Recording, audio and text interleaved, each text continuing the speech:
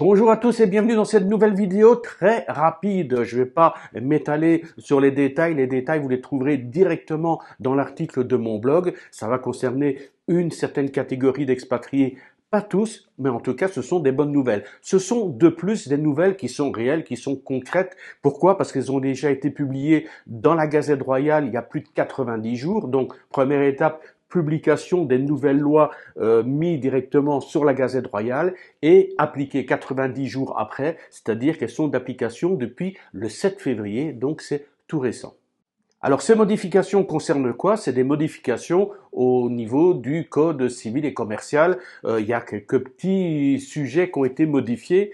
Je vous dis tout est dans le détail dans mon blog, mais il y a deux informations majeures à retenir. Et puis bon, les détails, vous les découvrirez. Première information majeure, ça concerne les fusions de sociétés. Bon, c'est pas le plus intéressant. La deuxième information va vous intéresser beaucoup plus. Vous allez voir, c'est une assez bonne nouvelle quand même. Donc, la fusion des sociétés, c'est quoi? Mais c'est avant, il y avait une société A qui voulait fusionner avec la société B. Eh ben, il n'y avait pas de possibilité de fusionner en une seule société. Il fallait créer une société C, une nouvelle société en plus pour mettre les actifs et les passifs de A et B dans le C. Tandis que maintenant, ils disent il n'y a pas de problème. A et B veulent fusionner. Par exemple, B peut intégrer A ou A peut intégrer B. Voilà, il n'y a plus besoin de créer de nouvelles sociétés supplémentaires. Il suffit juste de fusionner et d'en virer une. Ça, bon, ça concerne pas beaucoup de gens. Ce qui va intéresser davantage de personnes, ça concerne la création de sociétés et surtout les limited companies. Vous savez que pour une limited company,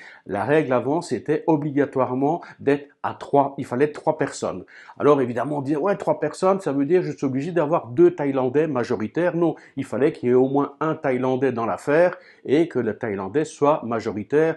Je ne vais pas revenir sur ces histoires-là, c'est pas parce qu'ils sont majoritaires qu'ils ont les pleins pouvoirs et qu'ils vont prendre tous les bénéfices, ça n'a rien à voir. Mais enfin bref, maintenant la législation change, il n'y a plus besoin d'avoir 2 partenaires, soit plus 2 partenaires, il suffit d'être 2 personnes, donc vous-même en tant qu'étranger, avec une autre personne, vous pouvez créer une limited company, donc ça peut être intéressant par exemple avec les étrangers et les Finlandes qui sont mariés avec une Thaïlandaise ou qui ont une Thaïlandaise qui est compagne, avec qui sont en couple, ils peuvent créer maintenant une limited company. Avant, ils étaient plutôt bloqués sur la partnership. Maintenant, ça ouvre sur la limited company et il y a beaucoup plus d'options, plus de possibilités.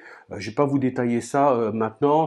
En plus, c'est assez technique. D'ailleurs, si ça vous intéresse, je vous conseille de contacter des experts et je n'en suis pas un. C'est pas la peine de m'envoyer des tas d'emails. Je ne suis absolument pas un expert dans ce domaine. J'informe et puis voilà. Tous les détails dans l'article de mon blog et le lien il est en bas dans la description. Vous voyez, je vous avais promis que ce serait rapide, ce serait court, même si j'ai réussi à m'étendre un petit peu, je vous retrouve dès qu'il y a des choses intéressantes à vous présenter. Sur ce, je vous dis toutes les salutations tropicales des bords du Mekong. Bye bye.